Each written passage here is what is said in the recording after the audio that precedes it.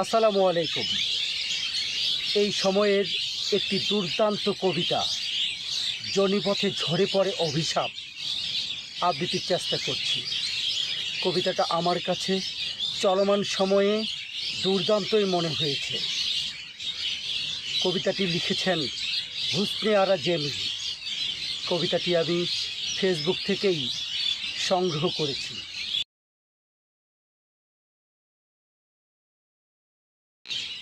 Johnny শব্দটা বলতেই তোমার চোখ কুঁচকে যায়, যেন আমি দোষ করেছি। তুমি বলো এটা লজ্জাস্থান,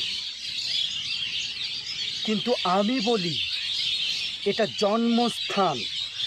একটি মহাকাশ যেখানে নক্ষত্রেরা অন্ধকারে জন্ম নেয়।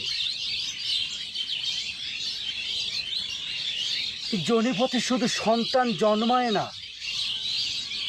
সেখানে জন্মায় ক্ষোভ, নীরবতা, ভাঙা স্বপ্ন। তুমি বারবার সেখানে ছুরি চালিয়ে গেলে, আইন, ধর্ম, সংস্কার সব কিছুর নামে। আর আমি বারবার সেলাই করলাম রক্ত দিয়ে, নীরবতায়, কবিতায়। আজ সবাই বলছে জনি আর শুধু শরীরের অংশ নয়, এ এক দলিল, একটি রাজনৈতিক মানচিত্র,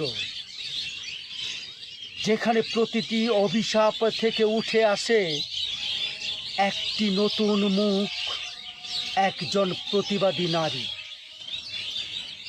ধন্যবাদ। জানি না আমার আবৃত্তি আপনাদের কাছে কেমন লেগেছে, কিন্তু কবিতাটা একটি দুর্দান্ত কবিতা এই সময়ে, তা আপনাদের স্বীকার করতেই হবে। আসসালামু আলাইকুম।